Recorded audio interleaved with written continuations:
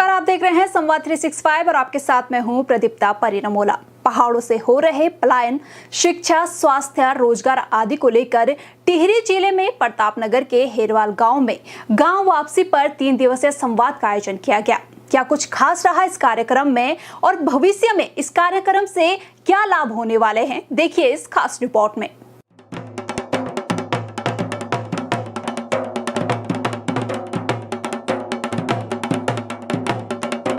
उत्तराखंड के टिहरी गढ़वाल के हेरवाल गांव में 10 मार्च से 12 मार्च तक गांव वापसी संवाद का आयोजन किया गया।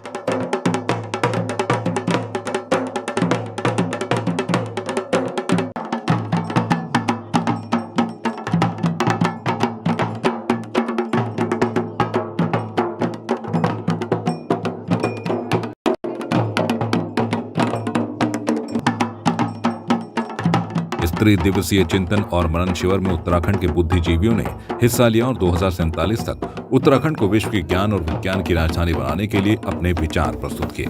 समस्याओं को मद्देनजर रखते हुए लोगों ने आज पहाड़ खाली हो गए। नमस्कार, आप देख रहे हैं संवाद 365 और आपके साथ मैं हूं प्रदीप्ता परिनमोला। पहाड़ों से हो रहे पलायन, शिक्षा, स्वास्थ्य, रोजगार आदि को लेकर टिहरी जिले में प्रतापनगर के हेरवाल गांव में गांव वापसी पर 3 दिवसीय संवाद का आयोजन किया गया। क्या कुछ खास रहा इस कार्यक्रम में और भविष्य में इस कार्यक्रम से क्या लाभ होने वाले हैं, देखिए इस खास रिपोर्ट में।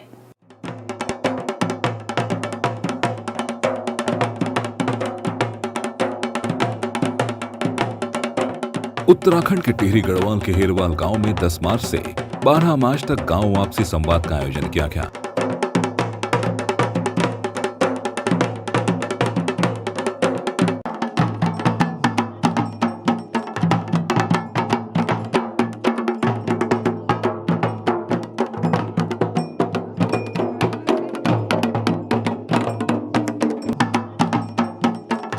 इस त्रिदिवसीय चिंतन और मनन शिविर में उत्तराखंड के बुद्धिजीवियों ने हिस्सा लिया और 2047 तक उत्तराखंड को विश्व की ज्ञान और विज्ञान की राजधानी बनाने के लिए अपने विचार प्रस्तुत किए। समस्याओं को मद्देनजर रखते हुए लोगों ने आज पहाड़ खाली हो गए हैं। अब अगर आपने इस विषय में कोई पहल होनी है तो सबसे पहले सर्वप्रथम तो चिकित्सा हॉस्पिटल हो, स्कूल हो, आने जाने का तो सरकार की तरफ से सड़कें हो गई है, बिजली भी आ गई है, परंतु रोजगार की बड़ी समस्या है। हमारे जो नए युवक हैं वो दूर दराज मैदानी क्षेत्रों में, शहरों में जो है रोजगार के लिए जाते हैं। तो इस तरह की यहाँ पर सोच हो कि गांव के गांव रोजगार हो और रोजगार की जो सलाह है, जिसका जो सजेशन निर्देशन है, वो टीम बना के हम लोगों को, हमारे बेरोजगार लोगों को बताए कि यहाँ पर जो है रोजगार के क्या साधन हो सकते हैं। हमें जो है अपने बच्चों को पढ़ाना है, उसके लिए हमारे पास जो है सही स्कूल हो जाने चाहिए। तो इस तरह की इस विषय में बहुत लोग विद्वान लोग आएंगे और इस विषय में चर्चा करेंगे और हमें बताएंगे भी कि इसका क्या हम जो है कर पाएंगे। हमारे जो नौजवान साथी हैं उस विषय में क्या कर पाएंगे, रोजगार का क्या आयाम होंगे, पर्यटन के क्या आयाम होंगे।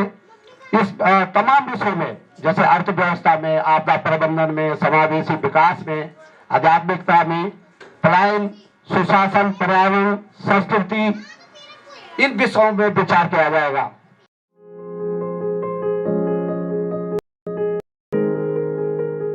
आधुनिकीकरण की चकाचौंध गरीब और मध्यम वर्ग को गांव से शहर की ओर पलायन करने को मजबूर कर रही है।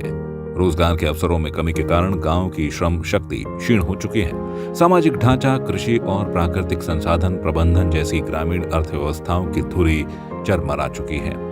इन सब परिस्थितियों में यथास्थिति को बदलने और 2047 तक उत्तराखंड के लिए विकास की नई मार्गदर्शिका तैयार करने के लिए उत्तराखंड के गांवों की चिंता करने वाले बुद्धिजीवी वर्ग को गत 10, 11, 12 मार्च को टिहरी गढ़वाल के हेरवाल गांव में गांव वापसी संवाद 2023 के तहत चिंतन और मनन करने के लिए आमंत्रित किया गया था। इस त्रिदिवसीय संवाद में विविध विषयों पर आधारित कुल 12 सत्रों में विविध विशेषज्ञ वक्ताओं ने अपने विचार रखे। कार्यक्रम का ध्येय प्रतिपलायन के बाद उत्तराखंड को विश्व के मस्तिष्क का गौरव वापस दिलाने की दिशा में सभी उत्तराखंड वासियों का आह्वान किया गया। उद्घाटन सत्र में कई वक्ता कार्यक्रम में पहुंचे। इस दौरान सुरेश सेमवाल जी, मुख्य पुजारी श्री गंगोत्री धाम मुखवा, उत्तरकाशी स्वामी जनार्दन नंद सरस्वती, तपोवन कुटीर उजैली उत्तरकाशी, स्वामी हरि ब्रह्मोद्र नंद तीर्थ कुट्टी स्वामी, सोम आश्रम उजैली उत्तरकाशी, अजयपुरी जी, महंत काशी विश्वनाथ मंदिर उत्तरकाशी, लक्ष्मी प्रसाद सेमवाल पुजारी श्री सेम नागराजा मंदिर मुखेम, आचार्य भास्करानंद अंथवाल जी, मां ज्वालपा ज्योतिष केंद्र श्रीनगर, गढ़वाल आचार्य प्रदीप कोठारी जी, भागवत आचार्य उत्तरकाशी ने अपने विचार लोगों के साथ साझा किए। वहीं प्रथम सत्र के दिन पलायन निवारण, ग्रामीण अर्थव्यवस्था में उभरते अवसर, ढांचागत सुविधाएं एवं आधुनिक टेक्नोलॉजी बिंदुओं पर संवाद किया गया। इस दौरान रामप्रकाश पैन्यूली, सदस्य उत्तराखंड ग्राम विकास एवं पलायन निवारण आयोग उत्तराखंड सरकार, सुनील बौखंडी, पूर्व सैनिक अध्यक्ष, देवभूमि सांस्कृतिक संरक्षण एवं संवर्धन परिषद कोटद्वार पौड़ी गढ़वाल, गिरीश पंत जी, बजरंगी भाईजान, प्रवासी भारतीय सम्मानित दुबई संयुक्त अरब अमीरात, हर्षमणि नौटियाल अध्यक्ष, बहुउद्देशीय सहकारी समिति घनसाली टिहरी गढ़वाल, भगवती प्रसाद सिमल्टी, कोषाध्यक्ष भारतीय मजदूर संघ देहरादून, चंद्र कैंतुरा, संस्थापक संवाद 365 उत्तराखंड ने तमाम बिंदुओं पर वक्ताओं के तौर पर संवाद किया। देख रहा था खेती में कहीं भी मुझे वो मिलेट नहीं मिल रही, पौधा नहीं है, बाकी जो चंगोरा नहीं है, क्यों? गेहूं दिख रहे हैं। और जिस दिन गैस आया, कुकर आया, तीनों बार चावल बन रहे। पहाड़ में इस ऊंचाई पे कितने पुराने जमाने के लोग से मैं पूछ रहा हूं, आप कितने बार चावल खाते थे दिन में? मुश्किल से कभी कभार चावल खाते थे, भात खाते थे, बाकी तो हमारा अनाज का। इसीलिए बैक टू विलेज मीन्स आप बैक टू द रूट्स पे आओ ना। वो रूट्स में आना है तो हमें वो जीवन जीने के लिए तैयार होना है। इसीलिए मैं प्रैक्टिकली इस बात को आपके सामने रखना चाहता हूं। जिस दिन हम अपने बच्चों को इसी स्कूल में, सरकारी स्कूल में, इसी गांव में रहने के लिए प्रोत्साहित करेंगे, उसको उस सुविधा यहाँ के लेंगे, वो किसी प्रकार का सुविधा हो, I am not going into the details, लेकिन I just want to put it across to you. सीधी बात ये है, हम वो जीवन जीना चाहते हैं या नहीं। If you are really to willing to lead that life, a village life, be here. ये जो प्रयास रावत जी कर रहे हैं, ये तो बहुत अच्छी बात है, ये तो बहुत उन्होंने जो शुरुआत की है। लेकिन सबसे ज्यादा मूलभूत जो समस्याएं होती है जीवन में, वो सबसे पहले शिक्षा, स्वास्थ्य, शिक्षा और स्वास्थ्य और चिकित्सा, ये चीजें अगर तीन चीजें कहीं जगह है तो आदमी को प्लान नहीं करना पड़ेगा, मेरा मानना ये है। क्या नजारा है, क्या व्यू है, कितना आनंदित है, तो मन बिल्कुल आनंदित हो जाता है। तो यहाँ जीवन जीना बड़ा सरल है। मैं तो समझता हूँ हम देहरादून में जाते कितना खर्चा है।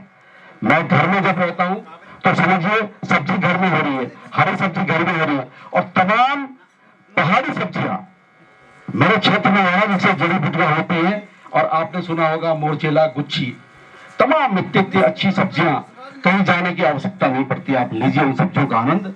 पेड़ पौधों की अपनी शक्ति है, वायु की अपनी शक्ति है, जल की शक्ति है, किंतु ये शक्ति का प्रभाव, इसको अनुभव करने वाला मनुष्य होता है, हम होते हैं।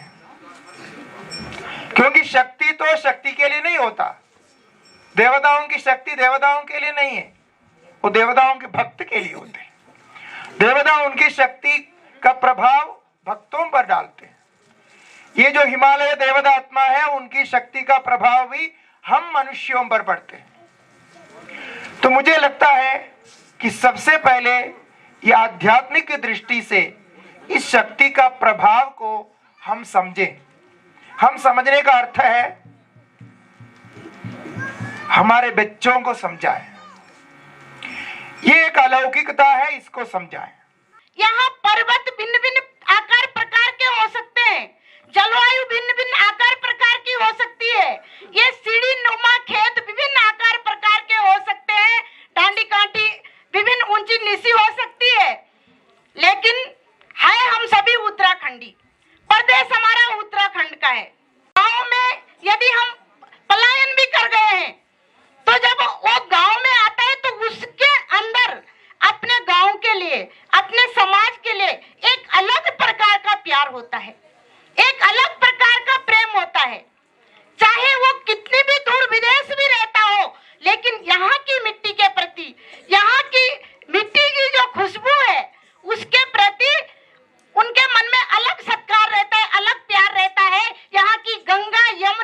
उसको याद आती है तो श्रद्धा से हमारे सिर झुक जाते हैं। चाहे वो पलायन का कारण बेरोजगारी हो, स्वास्थ्य हो, चाहे शिक्षा हो, चाहे कुछ भी कारण हो, जितने भी कारण पलायन के हैं उससे ज्यादा संभावनाएं हम गांव की तरफ आने की है। यदि हम उन संभावनाओं पे काम करें तो निश्चित रूप से गांव की जो गांव में जो हमें टिकाने की संभावनाएं है, पलायन न करने की संभावनाएं हमारे पास ज्यादा है। बहुत विकास हुआ है, लेकिन कुछ और जरूरत है। लोग पलायन कर रहे हैं, लोगों को यहाँ पे शिक्षा बोर्ड हमारा उत्तराखंड का है, तो शिक्षा का बहुत अच्छा यहाँ पे माध्यम बनना चाहिए। लोगों को रोजगार में बहुत सारी वन संपदा हमारी इस गांव के क्षेत्र में ऐसी है, जैसे बता रहे थे गंगा, पूरे विश्व में लोग गंगा का स्नान करने आते हैं, पाप धोने आते हैं, तो गंगा से लेकर यहाँ के पेड़ पक्षी, यहाँ के खनिज पदार्थ, यहाँ का मोटा अनाज पूरे उत्तराखंड में नहीं विदेशों में भी जाना चाहिए। ये मिलेट्स ऑफ ईयर है, जैसे हर राज्य का मोटा अनाज विदेशों में जा रहा है, उत्तराखंड का मंडुआ भी यहाँ से भारत से विदेश में जाता है और अन्य राज्यों में जाता है, बहुत सारी चीजें जाती है। मैं यही कहना चाहूंगा अपने युवाओं से कि आपने आप में स्वरोजगार के लिए छोटे छोटे कार्य करें। छोटे छोटे, मैंने सुना कि किसी ने उत्तराखंड का नमक बेच के ही अपना बहुत बड़ा कारोबार शुरू कर लिया। तो छोटे छोटे काम से ही हम पलायन को रोक सकते हैं और छोटे छोटे काम के लिए मैं चाहूंगा कि सरकार भी इसमें सहयोग करे। भारत सरकार तो करती है, राज्य सरकार भी और अन्य जो क्षमतावान व्यक्ति हैं उनका भी क्या योगदान कहे वो करे। हम विदेशी संस्कृति को अपना रहे हैं, चिंता इस बात की है। आज उत्तरकाशी में, ऋषिकेश में, जितने भी बनारस में जितने भी तीर्थ क्षेत्र है, आप जाकर के देख लीजिए, देश विदेशों से आए हुए जो है ना बड़े बड़े पैकेज लेने वाले, लाखों के पैकेज लेने वाले, जब वो परेशान हो जाते हैं, जब मानसिक रूप से थक जाते हैं, तो अपने मानसिक आध्यात्मिक शक्ति को क्रियान्वित करने के लिए, अपनी उस ऊर्जा को पुनः प्राप्त करने के लिए माँ गंगा के तट पर आते हैं, माँ यमुना के तट पर आते हैं। द्वितीय सत्र पर गांव वापसी संवाद का मुख्य बिंदु राजनीति रहा, जिसके अंतर्गत अवसर एवं चुनौतियां, राजनीतिक मूल्य, जन अधिकार, लोकतंत्र, समानता, स्वतंत्रता, न्याय शक्ति, नेतृत्व कला, समाज व्यवस्था, चुनाव एवं प्रतिनिधित्व, राजनीतिक अर्थव्यवस्था, राजनीतिक भागीदारी और सामाजिक संतुलन पर संवाद किया गया। द्वितीय सत्र पर कई राजनीतिक लोग गांव वापसी संवाद में पहुंचे, जिनमें किशोर उपाध्याय विधायक टिहरी गढ़वाल, विक्रम सिंह नेगी विधायक प्रतापनगर टिहरी गढ़वाल, डॉक्टर कुशवराज विद्वान राष्ट्रीय मंत्री अनुसूचित जाति मोर्चा भारतीय जनता पार्टी, राकेश राणा अध्यक्ष जिला कांग्रेस समिति टिहरी गढ़वाल ने राजनीति को लेकर संवाद किया। संसाधनों की पहचान के लिए, चाहे वो भौतिक संसाधन हो, चाहे मानवीय संसाधन हो, चाहे बौद्धिक संसाधन हो, ये सबके अध्ययन के पहाड़ के परिप्रेक्ष्य में अध्ययन की आवश्यकता है और इसके अनुरूप नीतियों को बनाने की आवश्यकता है। साथियों, लीडरशिप जमीन से पैदा होती है। गांव गधेरे पगडंडी की समझ होगी तो विजन पैदा होगा और विजन से हमारा प्रदेश आगे बढ़ेगा। हम इस प्रदेश को, इस प्रदेश के लोगों के लायक बना पाएंगे, ऐसा हमारा सोचना है।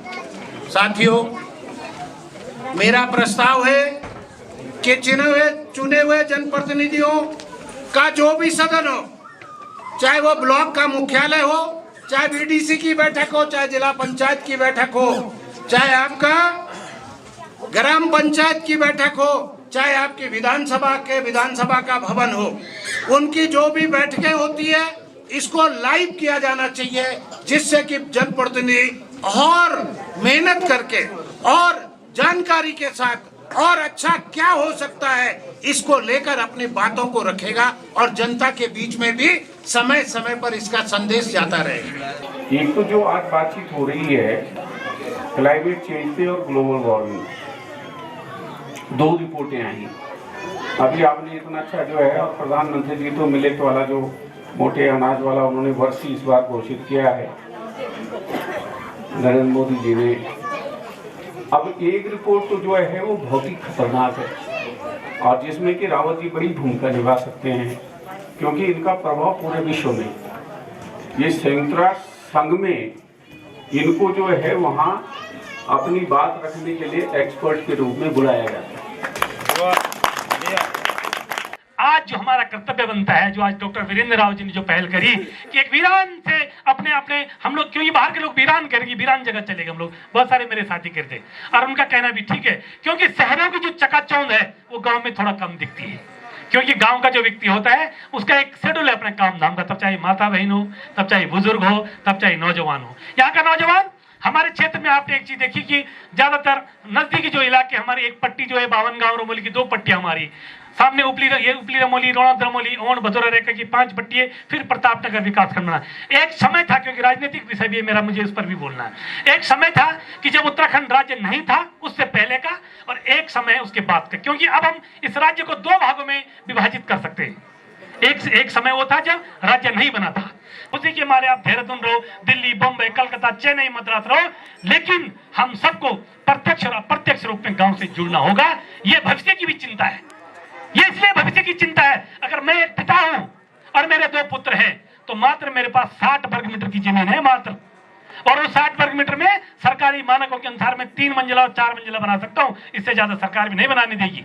अंतोगत तो मुझे आना अपने घर पे ही पड़ेगा, क्योंकि यहाँ पर इतनी खेती बाड़ी, आप देख लीजिए, आप भाई वीरेंद्र रावत जी के सरसब्ज इलाके को, इस घर को देख लीजिए, कितनी खुशहाली यहाँ पर है। यहाँ पर माताएं, बहनें, बेटी, बहू, बारी, गांव, पंचायत, इस ढंग से हम लोग एक माहौल में रहते हैं, लगता ही नहीं कि हम जो है कहीं भी इस तरह का माहौल आपको किसी भी व्यक्ति को कहीं नहीं मिल सकता है। तृतीय सत्र पर संस्कृति को लेकर संवाद किया गया। इस दौरान लोक कलाएं, गायन, वादन, नृत्य, आचार विचार, संस्कार, व्यवहार, परंपराएं, त्योहार, पोशाक, खेलकूद, आभूषण, परंपरागत भोजन एवं स्थापत्य बिंदुओं पर चर्चा की गई।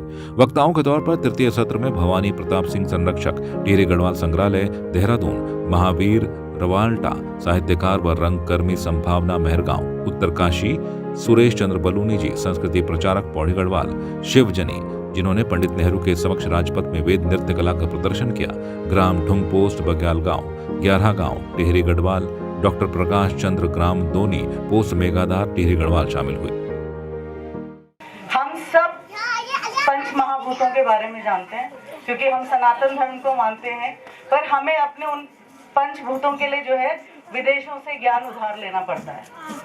आपने अगर 5 एलिमेंट्स का कॉन्सेप्ट सुना है, तो we are literally borrowing it from US and Japan, जबकि हम वो धरती, हम उस मिट्टी से हैं जहां गुरुकुल पद्धति का जन्म हुआ है। चाहे पांडवास हैं, चाहे हमारे पराक्रमी राजा महाराजा रहे हैं, सब गुरुकुल में पढ़े हैं और हमने विश्व को हर तरह का संदेश दिया है।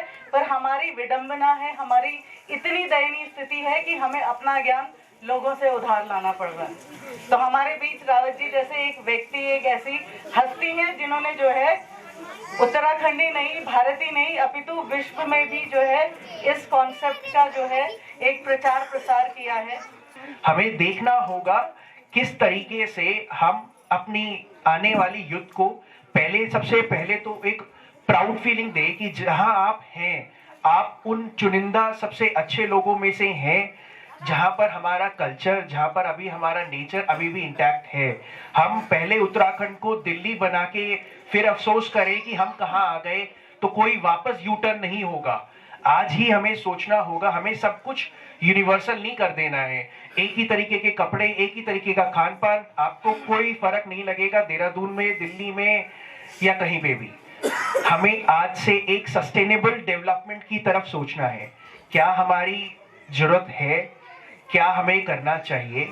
देखिए, पलायन क्या है कि पलायन कोई गलत चीज़ नहीं है, सारी दुनिया में पलायन होता है। और पलायन एक ऐसी प्रक्रिया है कि जो कि चलती रहती है, पहले भी थी और आगे भी चलती रहेगी। और ये सिर्फ हमारे यहाँ उत्तराखंड में ही नहीं है, लेकिन ये यूरोप, अमेरिका और सारी जगह, ये सब जगह होता है। लेकिन देखिए, पलायन 2 किस्म का है। एक पलायन तो ये है कि आप जो है बेहतर जीवन जीने के लिए कहीं आप जाते हैं, और एक पलायन वो है कि जो कि आप पलायन मजबूरी में करते हैं। तो मुझे लगता है कि जो हमारा पलायन जो गाँव से मजबूरी में हो रहा है, उस पलायन को कैसे रोका जाए, शायद हमारा इसी चीज पे फोकस है। ब्याली तक यो डांडियो मां आंध छा गोर लेकन गुएर, ब्याली तक यो डांडियो मां आंध छा गोर लेकन गुएर, तब यो डांडी कांठियों मां बसदू छाई मधुमास, आस और प्रेम।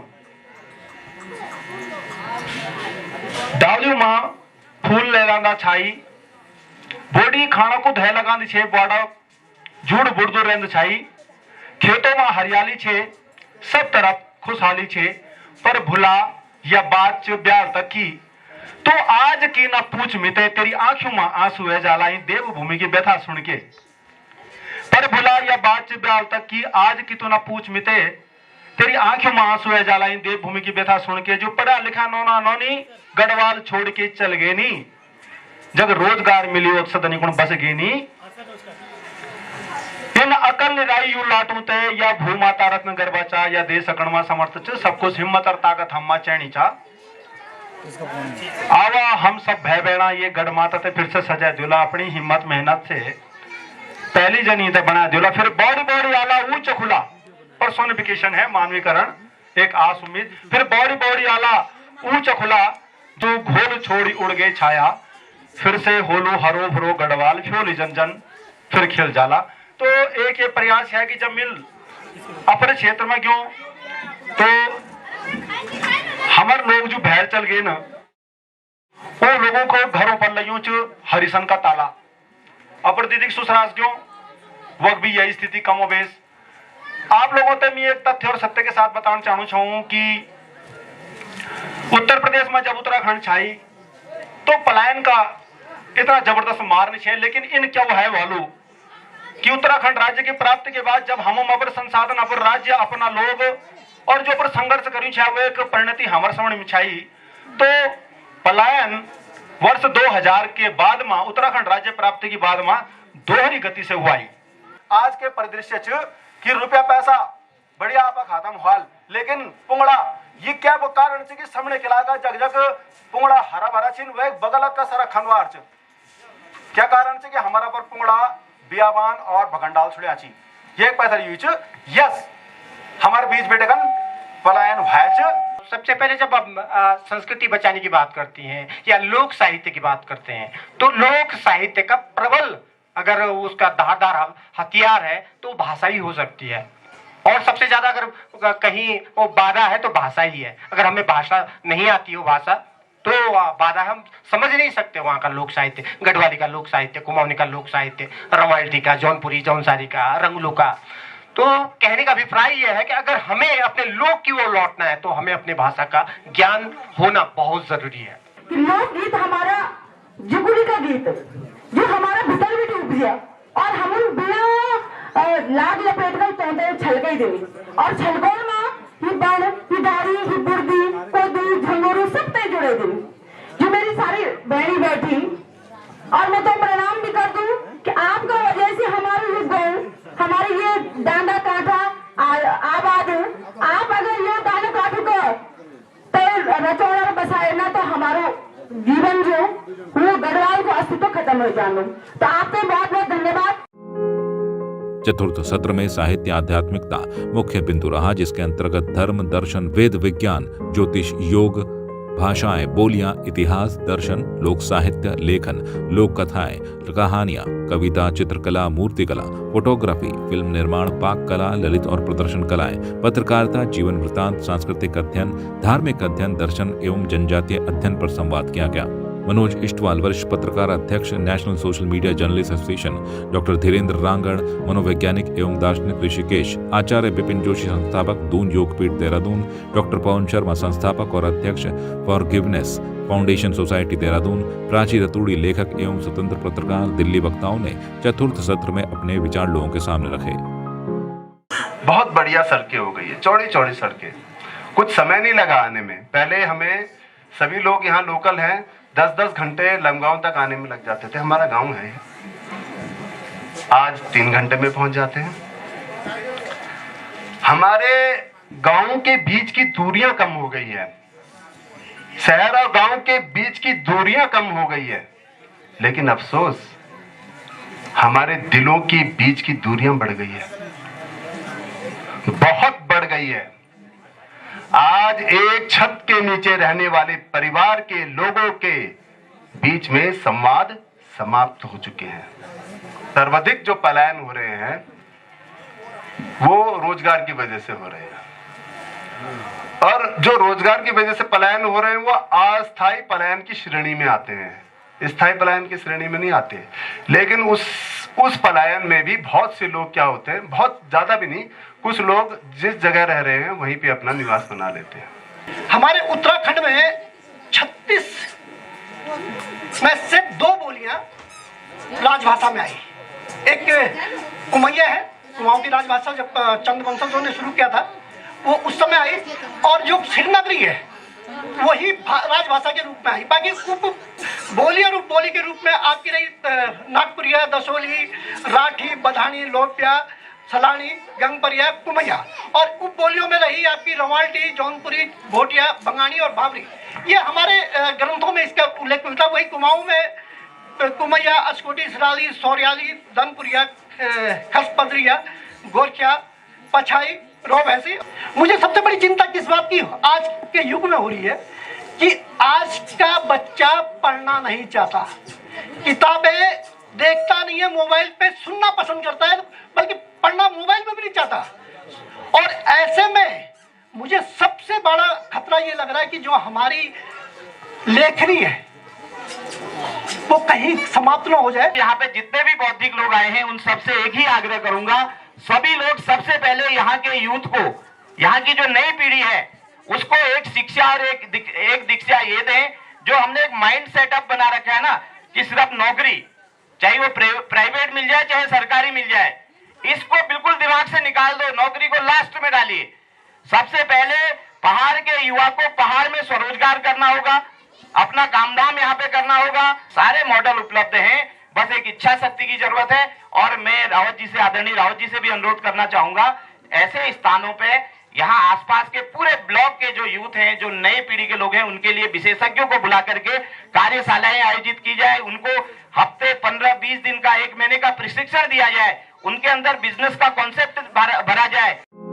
वहीं पंचम सत्र में आपदा प्रबंधन को लेकर वक्ताओं ने अपने विचार सामने रखे। इसके अंतर्गत प्राकृतिक एवं मानव सृजित आपदा संकेतीकरण, शमन एवं प्रबंधन, जन जानवर संघर्ष, आदमखोर बाघों का नियंत्रण और बचाव के लिए प्रशिक्षण एवं वानरों का नियंत्रण को लेकर संवाद किया गया। इस दौरान वक्ताओं के तौर पर अजय गौरोला, प्राध्यापक, सेवानिवृत्त, भारतीय प्रौद्योगिकी संस्थान रुड़की उत्तराखंड, जॉय हुकिल जी, अधिकृत मानवभक्षी बाघ शिकारी उत्तराखंड, डॉक्टर अनिल नौटियाल जी, संस्थापक angel international academy Uttarkashi, doctor Prem Singh Pokhriyal ji, general physician, जिला चिकित्सालय Uttarkashi, Manoj Agarwal, principal architect, Manoj Agarwal architects, Dehradun ने अपने अपने विचार सामने रखे। नेचर आपको जिस चीज की अनुमति देता है, क्लाइमेटिक जोनिंग इसलिए कह रहा हूं कि आप अगर यहाँ अपर टेम्परेट रीजन में, हेरवाल में हैं, तो बाजा डाला थी, बुराश, आड़ो हुणु, खुबानी हुणी, तो यह तो नहीं बोलना वो क्या बोलती जो तालक छी तालक जो फसल छे वेली होनी। यहाँ आड़ू होगा, खुबानी होगी, राजमा होगा, आलू होगा, मर्च होगा, उन फसलों पर ध्यान देना है, उन नकदी पे ध्यान देना है। और आप इसकी फेंसिंग क्यों नहीं कर सकते 4 खेतों की? एक आपदा संबंध एक कमेटी बनानी बहुत जरूरी है गांव में, चाहे वो मंदिर के साथ हो, चाहे वो स्कूल के साथ हो, चाहे कोई भी आपके उसमें एक समिति बनानी जरूर है चाहिए गांव वालों को, जिसमें 10, 15, 20 गांव के लोग बैठ के साल में जरूर एक बार चिंतन करें कि जी अगर इस तरह की आपदा आती है तो क्या करना है, क्या ट्रेनिंग करनी है। अभी भी हमारे गांव में बच्चे हैं, लेडीज अपने बच्चों को उठा सकती हैं, चाहे आदमी, अगर आदमी कम है गांव में तो लेडीज अपने बच्चों को उठा के वहां से, क्योंकि सबसे ज्यादा आपदा में सबसे ज्यादा जो लोगों को हानि पहुंचती है बच्चों को और बूढ़ों को।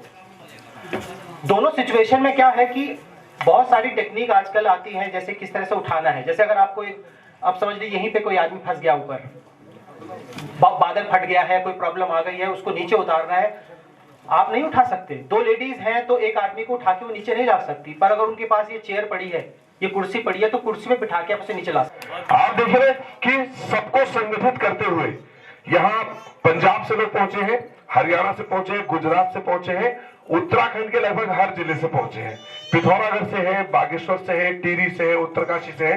तो ये एक शानदार सोच है और इस सोच के तहत ही आप जो एक आपदा प्रबंधन की बात है और उत्तराखंड में आपदा की बात, सबसे बड़ी आपदा आज पलायन है।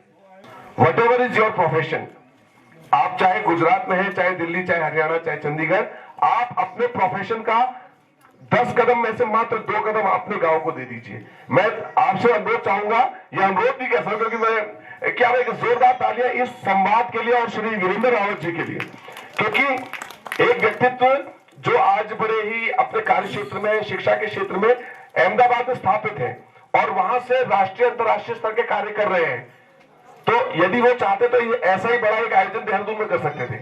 सरकार भी उनकी मदद करती, सभी व्यक्तित्व तो है ही साथ में, लेकिन ये बहुत महत्वपूर्ण है कि उस ऊर्जा को यहां लाना। भारत की जो राष्ट्रीय जलीय जीव है, 2009 में जैसे नेशनल एक्वाटिक एनिमल डॉल्फिन को कहा गया, वो गंगा में ही फ्रेश वाटर जो गंगा है उसमें पनपता है और मछलियों की संख्या को संतुलित करता है। और गंगा में जो पाई जाने वाली 114 वैरायटी मछलियों की हैं, वो क्या करती हैं, वो शैवाल और जो अन्य फौना है जो वाटर इकोसिस्टम का, उनको बैलेंस करती हैं। और ये जो गंगा है, इसने हमें इकोनॉमी, स्पिरिचुअलिटी और हमें कल्चर और हमारी पारिस्थितिकी को जिस तरह से एक कर रखा है, ये जानना आम आदमी के लिए जरूरी है।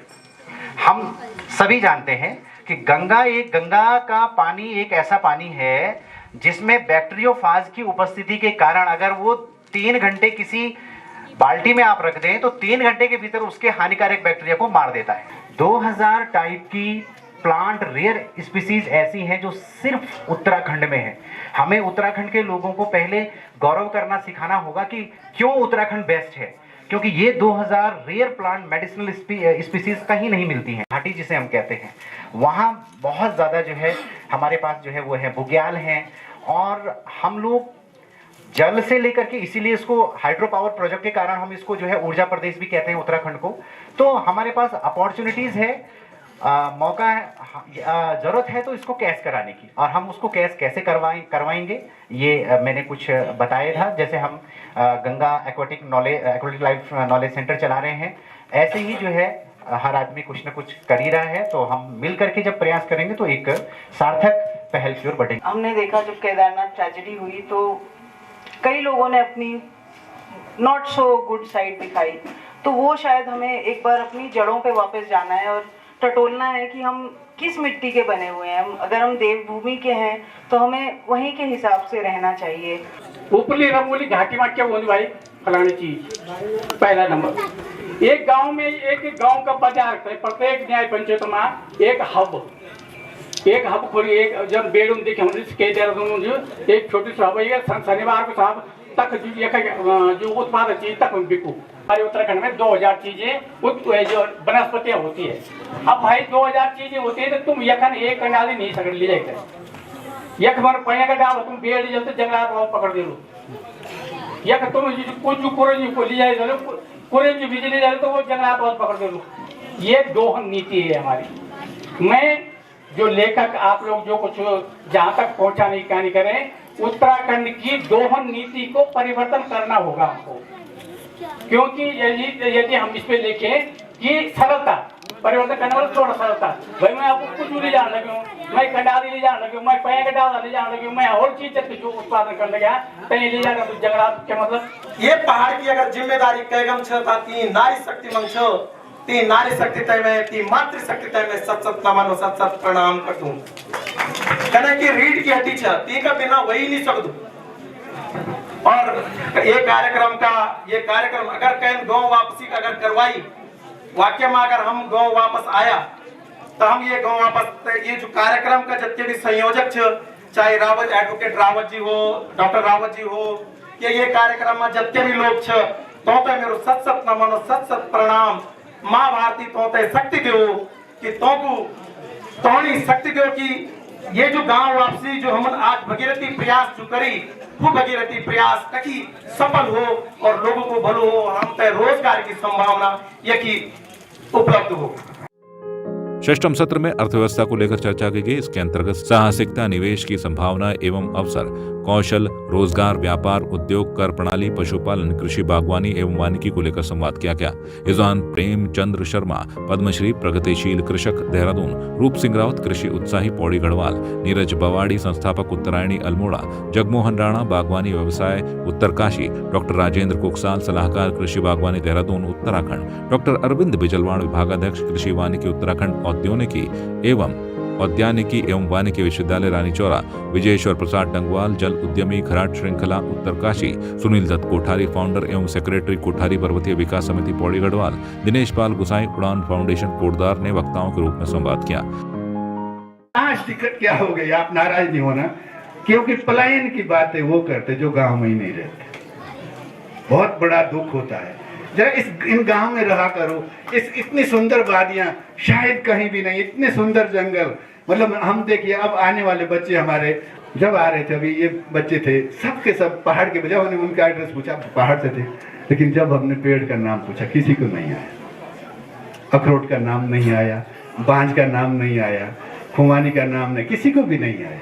मतलब देखिए हमारे बच्चे ये सब चीज बोलते जा रहे हैं। ये कितना बड़ा ये हो रहा, मतलब सब आज की पीढ़ी तो ये समझती है कि दूध कहाँ से मिलता है, डेयरी से मिलता है, फल कहाँ से मिलता है, ठेली से मिलता है।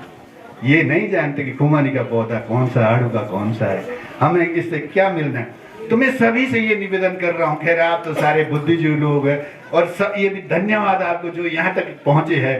दूरस्थ क्षेत्र है, मैंने सोचा हम ही लोग रहते दूर, ये तो आप लोग भी दूर रहते।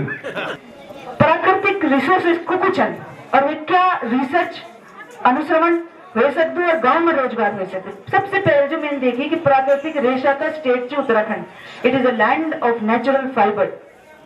ये रिसर्च हुए है जिसमें पता चली कि उत्तराखंड में प्रचुर मात्रा में प्राकृतिक रेशा है।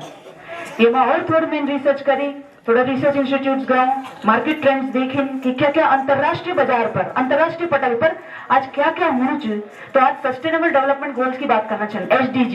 अब जो आज हमने पढ़ाने जाना बात आ क्या करी, आज सस्टेनेबल डेवलपमेंट गोल ही तो छा करी, अपर फूड़ा बचाना, अपर जलवायु बचाना, अपर वन्य जीव बचाना। आज हम तो अंग्रेज पढ़ाना छन, आज हमारे विद्यार्थी वो एगो कोई मतलब वैल्यू नहीं। हमारे बुआरी तो बहन होते हैं, वो सब बताना पड़ लो, सिखाना पड़ लो, ट्रेनिंग देना पड़ लो। और आज वो जोड़ने पड़ लो कि अंतरराष्ट्रीय बाजार पर हमारा सामान पहुंची। अभी पता चली कि उत्तराखंड बेटी के लोग छन, समझदार छन, चिताना छन, आज इंटरनेशनल जरूरत क्या है।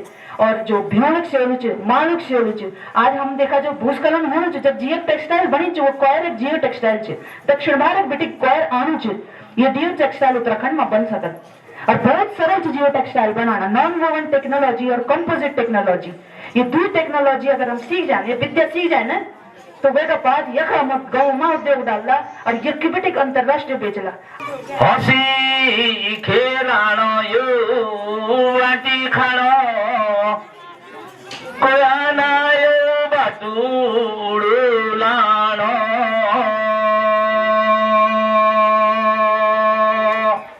सार्दीन मांचुड़ो माटी लोगा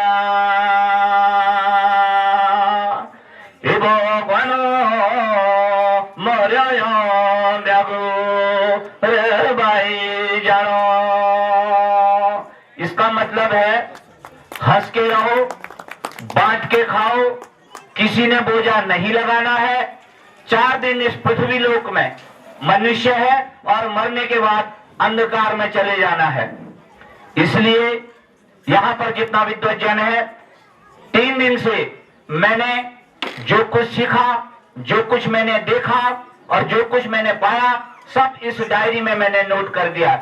सब साधुवाद के पात्र हैं, लेकिन एक ही बात बोलूंगा, जब तक हमारे अंदर ऑनेस्टी नहीं है, ईमानदारी नहीं है, वो चाहे नेता है, वो चाहे शिक्षक है, वो चाहे ठेकेदार है, वो चाहे कृषक है, जब तक ईमानदारी नहीं है तब तक हम अपने क्षेत्र का विकास नहीं कर सकते। प्लान करने के सबसे जो कमी है, मैं तो चाहूंगा कि 50% कमी हम लोगों की है जो हम प्लान कर रहे हैं। सरकार को थोपा जाना तो बहुत दूर की बात है, क्योंकि यहाँ पर हम लोग जानबूझ के कुछ काम करना नहीं चाहते। मेरे आज 400 पेटी सेब की उत्पादन होती है। मैं आपके ड्राफ्ट के माध्यम से आप इसमें रखेंगे कि इस क्षेत्र में चाहे प्रतापनगर हो, यहाँ पर एक कोल्ड स्टोर का होना बहुत आवश्यक है। यदि कोई चीज क्षेत्र में काम करता भी है, गोभी उत्पादन, आलू उत्पादन, कोल्ड स्टोर की कमी के रहते हुए यहाँ पर कुछ लोग यहाँ पर जो है रुक जाते हैं खेती करने में। साथ ही मैं एक आपको गीत के माध्यम से आपका ध्यान आकर्षित करना चाहूंगा।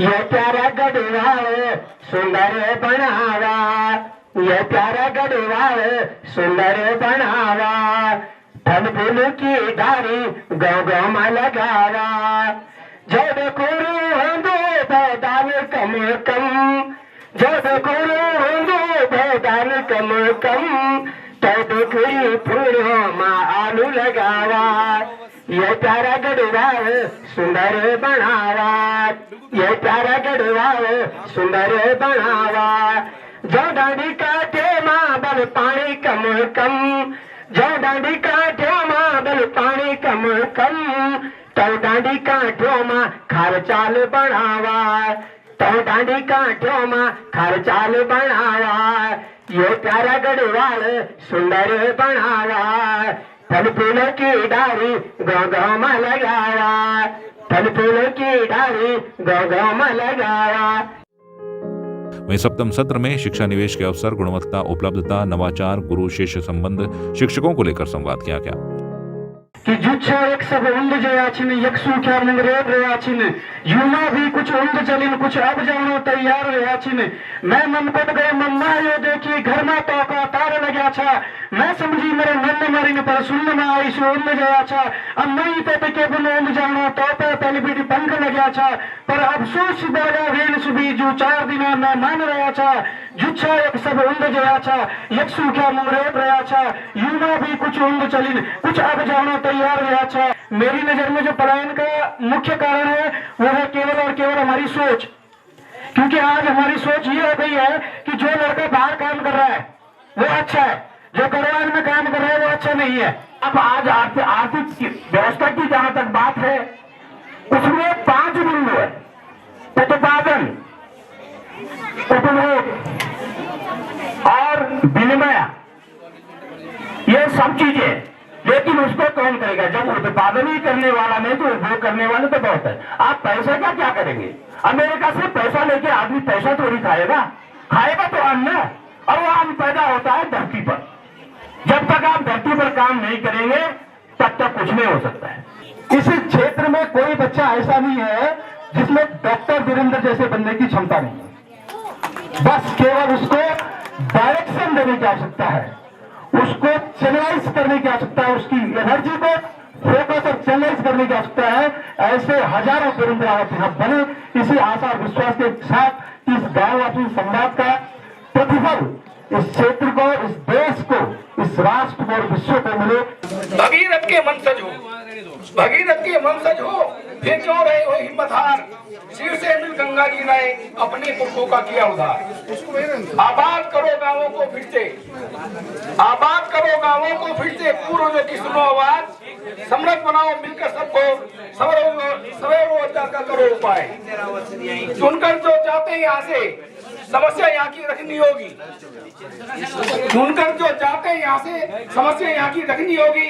उत्तराखंड के विकास हेतु नई आवाज रखनी होगी, नई आवाज रखनी होगी। साथी अपने गाँव चले, पर्यावरण हुआ सुदूषित, अब मैदानों की हलचल से धुआं धुआं हो रहा गगन भी, फैक्ट्रियों की हलचल से रोजगार भी नहीं रहे, कंप्यूटर युग की आहट से पेड़ काट सड़कें कालानी सार हो गए जंगल से, देवभूमि में मिले शांति, देवभूमि में मिले शांति, पर्वत पे नंगे पांव चले, जहाँ शुद्ध जलवायु मिलती, साथी अपने गाँव चले। इस तरह 3 दिवसीय गांव वापसी संवाद कार्यक्रम में कई बिंदुओं पर चर्चा की गई। इस दौरान खाली होते गांव के आने वाले समय में प्रभाव के साथ ही कैसे इन गांवों की ओर प्रवासियों की वापसी की जाए, कैसे गांवों में स्वास्थ्य, शिक्षा, सड़क, बिजली और पानी जैसी सुविधाओं को आगे बढ़ाया जाए ताकि लोग अपने घरों में ही रहें, पलायन न करें और प्रवासी अपने घरों की ओर वापसी के लिए तैयार हो। इन सब बिंदुओं पर संवाद किया गया। वहीं संवाद कार्यक्रम में सामने आने वाले बिंदुओं को केंद्र व राज्य सरकार के सामने रखकर समाधान की मांग की जाएगी, जिससे कि उत्तराखंड के गाँव का विकास हो सके।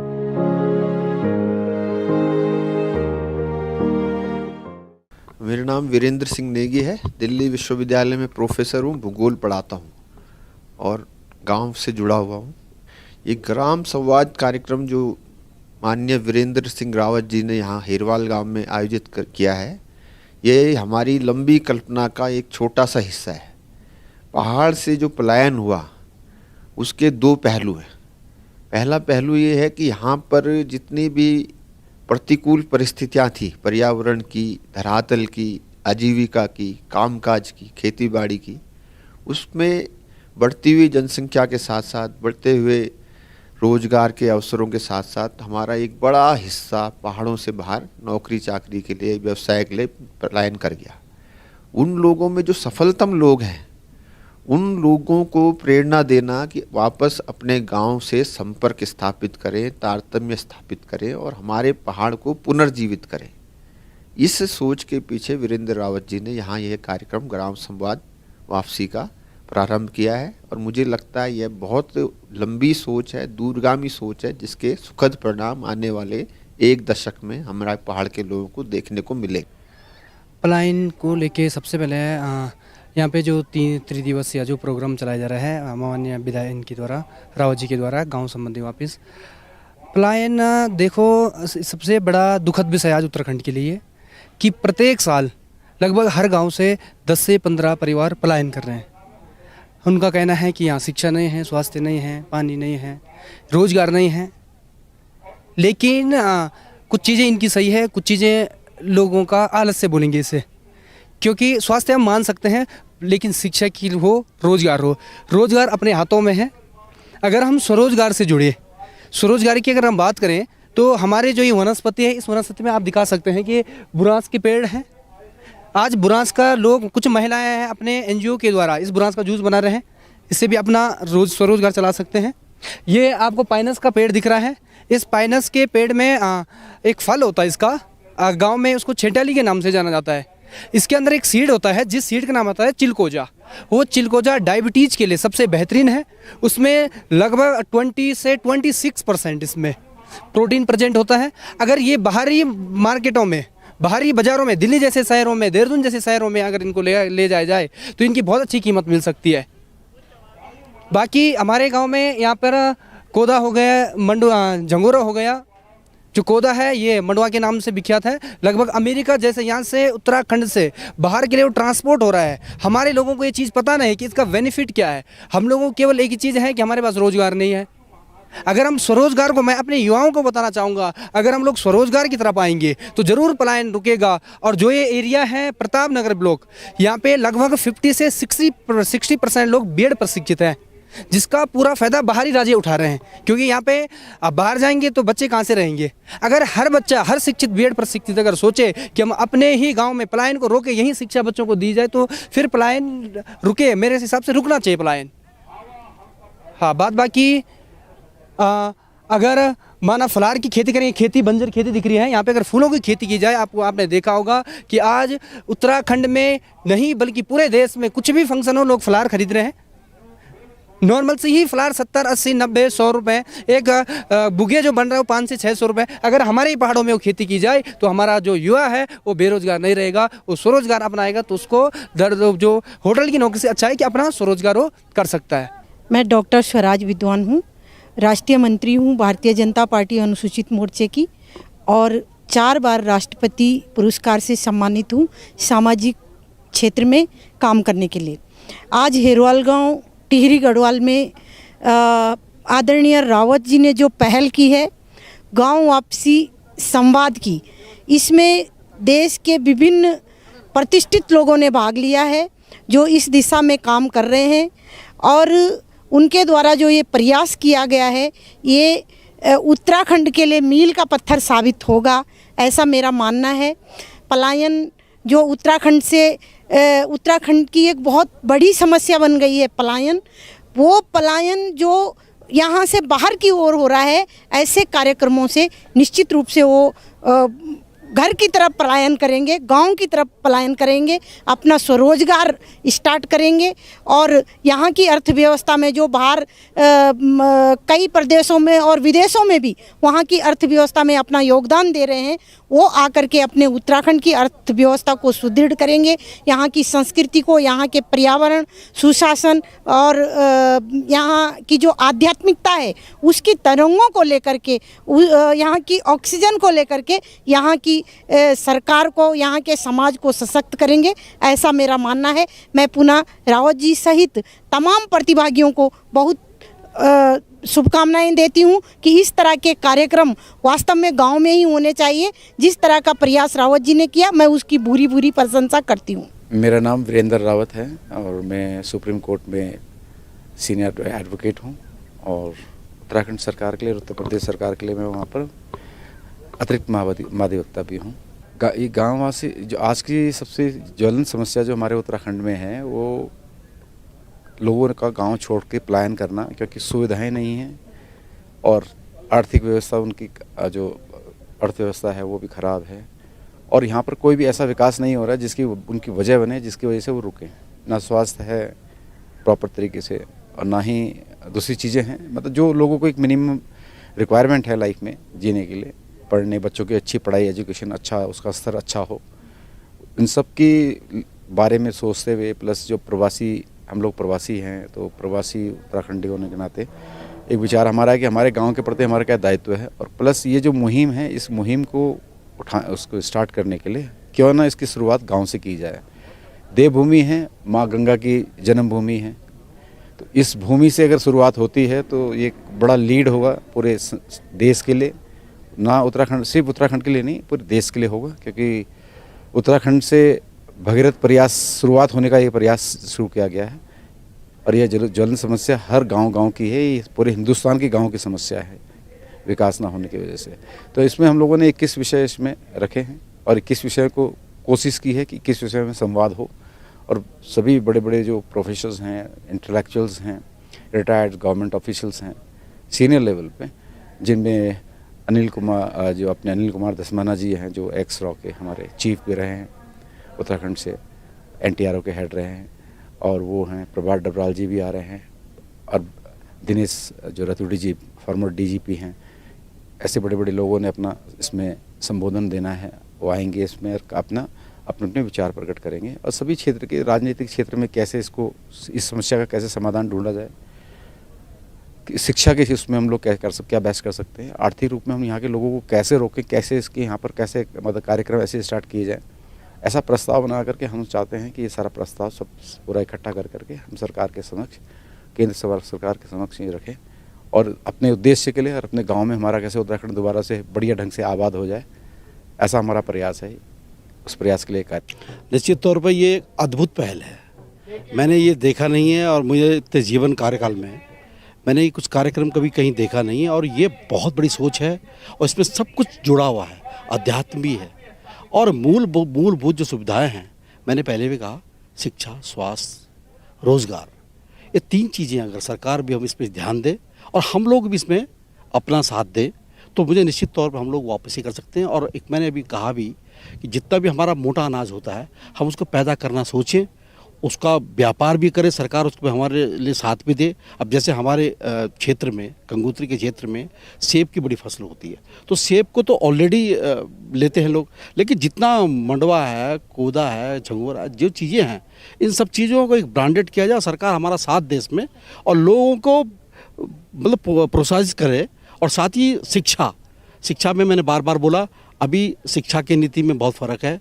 गरीब आदमी जो स्कूल में जो शिक्षा पढ़ता बच्चा, वो वहाँ पहुँच नहीं सकता और अमीर आदमी जो है अपनी शिक्षाओं के बड़े बड़े जगह अपने बच्चों को ले जाता है। तो शिक्षा की नीति में भी बिल्कुल एका होना चाहिए और इस सरकार को सोचना चाहिए। इन शब्दों के साथ सारे देशवासी से मेरा निवेदन और अपने उत्तराखंड के लोगों से अपने गाँव की तरफ आएँ और ये जो पहल है रावत जी को, इसके लिए मैं बहुत धन्यवाद देता हूँ। जय गंगा मैया की, धन्यवाद। देखिए, बहुत अच्छा कॉन्सेप्ट है। उत्तराखंड राज्य बने हुए 22 साल का समय पूरा हो चुका, 23वां वर्ष लग गया। 9 नवंबर 2000 को राज्य की स्थापना हुई थी। हम इस प्रोग्राम को 2 भागों में देखते हैं। एक, राज्य बनने से पहले क्या था और राज्य बनने के बाद जो 22-23 साल का जो समय लगा, जो अभी उत्तराखंड युवा अवस्था में, उस समय को हम लेते हैं। संवाद कार्यक्रम रखा गया। कार्यक्रम का जो कॉन्सेप्ट है कि 2047 यानी देश की आज़ादी के जब 100 वर्ष पूरे हो जाएंगे, तब देश की दशा और दिशा, हमारे प्रदेश की दशा और दिशा और इस क्षेत्र को हम लोग जो खासकर जो प्लान है उसको रिवर्स प्लान कैसे हो, ये सारे विषय रखे गए हैं। सामाजिक सरोकार का विषय भी रखा गया है, राजनीतिक पृष्ठभूमि का विषय भी रखा गया है, इकोनॉमिकल हम लोग ग्रामीण क्षेत्रों को कैसे सरसब्ज करेंगे वो भी विषय रखा गया है। हमारी जो संस्कृति, रीति रिवाज और जो परंपरा है, इन तीनों का भी एक अलग विषय रखा गया है कि इन तीनों को हम लोग कैसे फिर इनको अपना एक पैराग्राफ बना के आगे हम इसको कैसे ले जाएं, मार्केट में ले जाएं। तो बहुत सारी चीज़ों का एक सब्जेक्ट रखा गया। मुझे सामाजिक और राजनीतिक विषय पर बोलने का अवसर मिला। तो निश्चित तौर पर राज्य बनने के बाद जो राजनीति का जो परिदृश्य आया है, हमने उसको भी फिर 2 भागों में बांटा है। तो आज अवसर बहुत बढ़े हैं, अवसर मिला है, तब चाहे राजनीतिक क्षेत्र में हो, तब चाहे इकोनॉमिकल कंडीशन में लोगों का स्तर बढ़ा है, तब चाहे बेरोजगार जो नौजवान साथी हैं, राज्य बनने के बाद उनको रोजगार के अवसर प्रदान हुए। लेकिन फिर अब क्या हो गया, अब राज्य युवा हो गया है। अब युवा के बाद अब नई एक चुनौती क्या आ गई है, क्योंकि हर ग्रामीण क्षेत्र में अब कोई अपने आप को ये नहीं कह सकता कि मुझे शिक्षा के क्षेत्र में कहीं बहुत ज़्यादा दिक्कत आ गई, मुझे स्वास्थ्य के मामले में कहीं बहुत ज़्यादा हो, क्योंकि अवसर अच्छे मिले हैं इन 20-22 सालों में। अब चुनौती है कि इन अवसरों को लगातार हम जो है कैसे आगे निरंतरता, जिसको हम कह सकते हैं, एक शुद्ध हिंदी का शब्द है कि निरंतर हम इसको आगे कैसे जारी कर सकते हैं। तो कार्यक्रम बहुत अच्छा था। कार्यक्रम में पूरे प्रदेश के, देश के विभिन्न विषयों के ज्ञाता रखे। मैं देख रहा था कि मुंबई, महाराष्ट्र के प्रवासी लोग भी आए हैं। मैं देख रहा था संस्कृत के बहुत विद्वान लोग भी आए हैं, राजनीतिक और आर्थिक विषयों के भी बहुत विद्वान लोग आए हैं, और देहरादून से भी बहुत एक नई पीढ़ी के जो नौजवान है वो भी यहाँ पर आ रखे। तो और हमारी गाँव की माताएँ बहनें भी कार्यक्रम को देख रही है। अच्छा कॉन्सेप्ट है, और इस तरह के कार्यक्रम जब गांव में होंगे तो लोग गांव की तरफ आएंगे, और गांव के जो रिवाज हैं, जो परंपरा हैं, जो संस्कृति है, जो कल्चर है, उसकी ओर एक बार फिर जो है खूब लोगों का जुड़ाव रहेगा। देखिए, तो आपने बहुत अच्छा सवाल किया और बहुत महत्वपूर्ण सवाल है मेरे लिए, क्योंकि मेरी ये जन्मभूमि है, ये हिरवाल गाँव है जहाँ हम अभी खड़े हैं। द्वापर युग में भगवान श्री कृष्ण के लिए कहते हैं कि जब केदारखंड की यात्रा में भगवान श्री कृष्ण आए तो एक काली सर्पनाग थे। काली सर्पनाग इतना भारी विशाल काय था कि उनकी माता जी ने कहा कि भाई ये काली सर्पनाग को तुम जो है कहीं अपने छोड़ के आ जाओ कहीं। तो केदारखंड के 22वें अध्याय में इसका जिक्र कहा गया है कि काली सर्पनाग को जो है भगवान श्री कृष्ण अपने साथ लाके, तो जो हमारी यहाँ पर शेमुखेम जो गांव है उसके ऊपर जो ऊपर का हमारा जो क्षेत्र है वहाँ पर जो रात्रिवासा के लिए आए। तत्कालीन राजा गंगू रमोला यहाँ के हुआ करते थे। यहाँ के जो गणपति थे वो गंगू रमोला उस समय हुआ करते थे। तो गंगू रमोला जो हमने पढ़ा है, ये कहते हैं कि वो एक बहुत अहंकारी भी थे। राजाओं में एक अहंकार तो कहीं ना कहीं दिखता ही था। उनके 2 पुत्र थे, एक विधवा और एक शिधवा। उनकी पत्नी थी मैनावती। तो जब भगवान श्री कृष्ण जब यहाँ आए, वो ये चाहते थे कि मुझे रात्रिवासा के लिए थोड़ा जगह कहीं मिले, लेकिन गंगू रमोला अहंकारी थे, उन्होंने जगह नहीं दी। उन्होंने कहा भाई तुम कैसे मेरी जगह पे आ जाओगे और तुम कौन हो। फिर भगवान श्री कृष्ण ने अपने बहुत सारे रूप धारण करे। इतना भी कहा जाता है कि गंगू रमोले की हजारों लाखों भैंस गाय हुआ करती थी। तो जब भगवान श्री कृष्ण ने अपना रूप दिखाया तो वो सारी शिला बन गई थी, ये भी कहा गया है। तो उसके बाद वो समझ उनकी जो पत्नी थी मैनावती, वो समझ गई थी कि ये कोई साधारण पुरुष नहीं है, ये कोई बड़ा महामानव कोई साधारण नहीं है। तो उन्होंने उनको समझाया बुझाया, फिर उनकी आपस में बातचीत हुई। बातचीत होने के बाद फिर जो है उनको पता चला कि ये जो है भगवान श्री कृष्ण। उस समय क्या था, एक यहाँ पर एक राक्षसन भी उस समय हुआ करती थी। उस राक्षसन का बड़ा भारी दूसरे तरह का आतंक मचा रखा था। तो भगवान गंगू रमोल ने उनसे कहा, भगवान से कहा कि एक विनती हमारी है कि इस राक्षसन का वध करके यहाँ की जनता को थोड़ा जो है आप राहत दिलाओ। तो भगवान श्री कृष्ण ने उनका जो है नाश भी यहाँ पर किया था। तो भगवान श्री कृष्ण उस समय, तब हमारा जो पूरा जो पश्चिमी उत्तर प्रदेश है, ये पश्चिमी उत्तर प्रदेश में ये पहला मंदिर है जहाँ पर काल सर्प योग का भी निवारण होता है, पहला मंदिर है। उसके बाद हमारे बगल का जो गांव है ये दीन गांव है। इतिहास में दीन गांव का भी बड़ा महत्व है। यहाँ के उस समय के बड़े भड़ हुआ करते थे, लाल सिंह कैंतुरा। तो लाल सिंह कैंतुरा जी भी बड़े अच्छे भड़ थे। तो उनका भी आज वो देव रूप में हमारे साथ जो है। उसके बाद जब राजशाही थी, राजशाही के बाद जब देश राजशाही के ज़माने जब कीर्तिनगर, टिहरी की राजधानी पहले कहाँ थी, कीर्तिनगर थी। जब कीर्ति साथ थे उस समय यहाँ पूरा जो ये 52 गाँव थे, ये एक ही पट्टी थी रमोली। अब तो 2 भागों में हो गई, एक तो पली रमोली हो गई, एक आपकी रौनद रमोली हो गई। उस समय यहाँ के जो थोकदार हुआ करते थे वो बणु थे, यानी मैं उनका 9वां वंशज हूँ। 9वीं पीढ़ी का मैं उनका वंशज हूँ। बणु हमारे 9वीं पीढ़ी के बुढ़ा कह सकते हैं, मतलब हम उनको भिखू बणु बड़े सिद्ध एक नाम हुए। उसके बाद उनके जो पुत्र थे फिर गौरी मुखमालो भी एक देव रूप में हुए हैं। तो कहने का मतलब है आप इस समय उपली रमोली की बहुत खूबसूरत ये जगह है। और यहाँ बगल का एक गांव है नागपनियाला। लोक संस्कृति के जिनको मैं ध्वजवाहक कह सकता हूँ, किशन सिंह पंवार जब उनका ज़माना था, नरेंद्र सिंह नेगी ने जब शुरुआत की थी, जब शुरू का दौरा होगा, यानी मैं कह सकता हूँ कि 70 से 80 का जो दशक था उस समय का, तो उस समय किशन सिंह पंवार यहाँ से बहुत बड़े लोग कलाकार हुआ करते। अब वो दिवंगत हो चुके हैं। मैं आपके माध्यम से निश्चित तौर पर उन्हें बहुत याद भी करना चाहूँगा कि उन्होंने लोक संस्कृति के क्षेत्र में, कला के क्षेत्र में, और जो सामाजिक जो एक समरसता थी और जो हमारी जो परंपरा थी, सामाजिक जो परंपरा थी, और वो मैं कह सकता हूँ कि समाज के लिए हमारे एक संस्कृति ध्वजवाहक हो रहे हैं। आपके माध्यम से, आपके चैनल के माध्यम से मैं उन्हें श्रद्धांजलि भी अर्पित करना चाहता हूँ। प्रतापनगर विकास खंड की अब मैं बात करना चाहता हूँ। 5 पट्टी का ये केंद्र है, 5 पट्टी का क्षेत्र है। एक हो गया आपका उपली रमोली, एक है आपका रोनद रमोली, एक है आपका पट्टी ओण, एक है फिर भदुरा, एक है रेका। आपने ओणेश्वर देवता का नाम सुना होगा, 9 भाई है ये, इनका भी बड़ा सिद्ध धाम है ओणेश्वर धाम, आपने सुना होगा। यहीं बगल में हमारी ओण पट्टी पड़ती है।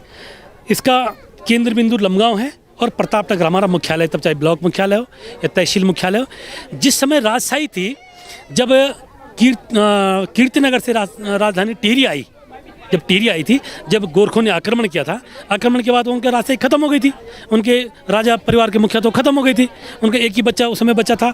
तो जब टिहरी आए, तो टिहरी के बाद जब राजशाही बसी, यानी लगभग 135 साल लगभग उसको हो गए। उसके बाद उनके बेटे का नाम था प्रताप शाह एक, तो प्रताप शाह के नाम से प्रतापनगर बसाया गया। और दूसरा बेटा था नरेंद्र शाह, उसके नाम से बसाया गया नरेंद्र नगर। तो प्रतापनगर भी बहुत खूबसूरत जगह है।